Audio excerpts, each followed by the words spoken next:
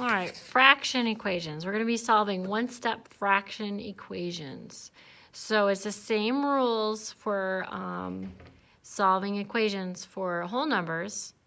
It's just that we have one-step fraction equations. So to solve a one-step equation with a fraction, you're going to do the inverse operation. And that means the opposite operation. So if you're adding, addition and subtraction are inverse operations. Multiplication and division are inverse operations. So you're actually doing the opposite of what's done to the variable, okay? And with fraction, you don't forget your fraction rules. So when you are adding and subtracting fractions, you want to make sure you have a common denominator. When you're multiplying fractions, again, you do not have to have a common denominator, okay? When you're dividing, you know that to keep, change, and then flip, okay? But we will review those rules as we go in the notes. To undo a multiplication of a fraction, you're just going to multiply by what's called the reciprocal. So basically, you're just going to flip it, all right? So remember that reciprocal means to flip. All right, so let's do some together. All right, so I have n plus 3/4 equals 7/8. Okay, again, just like with one-step equation with whole numbers, I'm going to do a line down the middle here through the equation, or the equal sign. And then I notice that I got n over here. This is where my variable is, so I want to get that by itself. So I have n plus 34. Since I'm adding 34, I'm adding 3/4, I'm going to subtract 3/4. I want to do the opposite of addition, is going to be subtraction. So I'm going to subtract 3/4 from both sides of the equation. Again, whatever I do to one side, I'm going to do to the other side. Then we're left with a variable here. And then 3/4 minus 3/4 is going to give me a 0. And then I'm going to solve this side. Okay, so 7/8 minus 3/4. You notice with fractions, when I'm adding or subtracting fractions, I need a common denominator.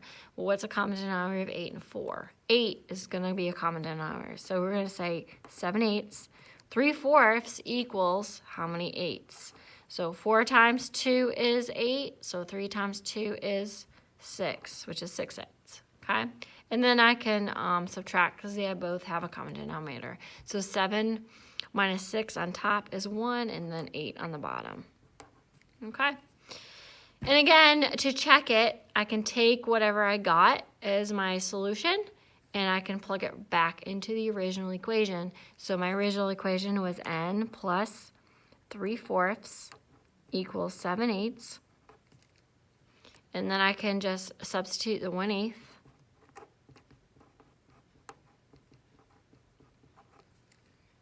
And then obviously I have to find a common denominator. 1/8 and 3/4. 3/4 equals 6/8 plus 1/8. So does 1/8 plus 6/8 equal 7/8? Yes, it does. So it checks. Okay. So that was adding. So the opposite of adding, if you're adding to the variable, you would be subtracting. Remember, whatever you do to one side of the equation, you do to the other side of the equation, okay? So let's take a look at number 2. Number 2 is n minus 1 3/5 equals 2 1/4. Okay, so again, I'm going to draw my line through the equal sign. And I notice that I'm subtracting from the variable. So if I'm subtracting from the variable, I want to do the opposite. So the opposite of subtracting is to add. So again, I'm going to add the 1 3/5. And whatever I do on one side, I'm going to do on the other side. So I'm going to add the 1 3/5 on the other side. Okay? Well, minus 1 3/5 and a plus that, those are going to be equal to 0, and then I am left with the variable. Now I'm going to add 2 1/4 plus 1 3/5. Well, I can't add these yet because I need a common denominator. So 4 and 5, 4 and 5 goes in both into 20. So 2 1/4 equals something over 20, and 1 3/5 equals something over 20. So 4 times 5 is 20, so 1 times 5 is 1/4 equals 5/20. And 5 times 4 is 20, so 3 times 4 is 12. So 3/5 equals 12/20. Now I can add them together. So I got 2 plus 1 is 3, it's my whole numbers. 5 plus 12 is 17 over 20 is my solution, okay? I can check this by, again, I can plug in or substitute 3 and 17/20, okay? And I can subtract it, subtract 1 and 3/5, and I should get my other answer is 2 and 1/4, okay? So to check, again, you would just substitute, and I'm going to squeeze this in here. So I would just substitute the 3 and 17/20, and I'm going to minus the 1 and 3/5, and I'm going to see if I get 2 and 1/4, okay? So again, I would have to change that 3 and 1 3/5. Well, 1 3/5 is going to be 1 and, well, time, that's 4, that's 12/5. So 3 minus 1 gives me 2, and 17 minus 12 gives me 5 over 20. And we notice that 2 and 5/20 is the same thing as 2 and 1/4. So I can reduce. So it checks. And on the other side is really actually 2 and 1/4, and I just couldn't squeeze that in there, okay? So I checked it to make sure that I got the answer correct. So my solution to this equation is 3 and 17 over 20ths, and I just checked it, okay?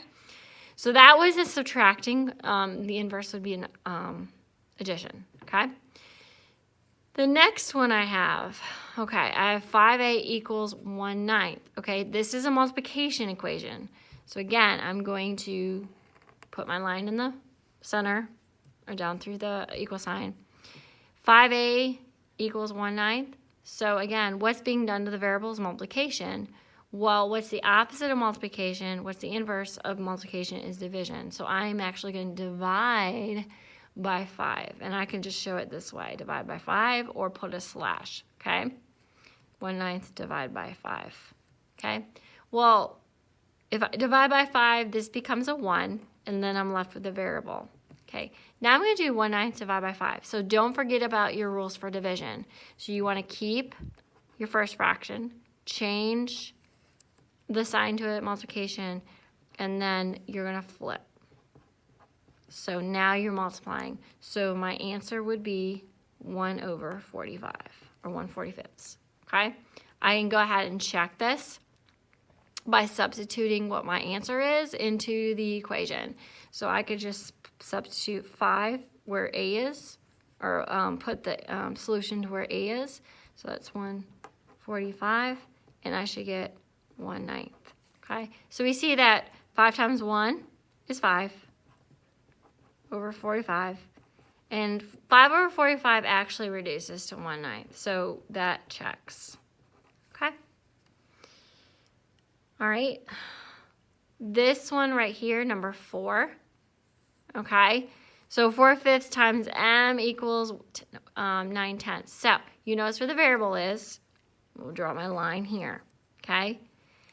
Now, I am multiplying by a fraction. You notice a fraction multiplied, right? So up here, I had stated in the notes to undo a multiplication of a fraction, just multiply by the reciprocal. Remember, a reciprocal is actually, I'm flipping, okay? So if I'm multiplying by 4/5, to undo this, to get rid of this 4/5, I'm going to multiply by the reciprocal of 4/5, which is 5/4. So reciprocal of 4/5 is 5/4. I'm going to multiply reciprocal. If I'm multiplying by the reciprocal over this side of the equation, I have to do it the other side of the equation. So I'm going to multiply by 5/4 over here. Okay, and then I'm just going to, this side over here is going to be equal to 1. I'm left with the variable. And then I'm going to multiply over here. So 9 times 5 will give me 45. 10 times 4 is 40. And I can go ahead and reduce that. And I know that 5 goes in both top and bottom, so that would be 9/8, or 1 1/8. Okay? I can keep it as an improper fraction, that's fine, okay? To check it again, I would put what I got as my solution back into the original equation. So I have 4/5, okay? And I'm gonna multiply that by 9/8. And I should get 9/10. Okay, so 4 times 9 is 36. 5 times 8 is 40. And that actually reduces if I divide both by top and bottom by 4, and that's 9/10. Okay? All right, so that is actually your notes for fraction equations. Again, whatever you do on one side of the equation, you have to do the same thing on the other side.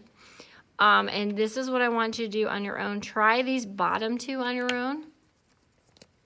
Okay, try these bottom two. All right, so 5 and 6, try those. And then we'll go over them in class. For number 5, again, if I'm subtracting, I'm going to be adding on each side of the equation. Number 6, I'm actually multiplying here. So again, if you're multiplying by a fraction, the trick is to multiply both sides by the reciprocal. Okay, so please do those two, and we will be working on this more in class.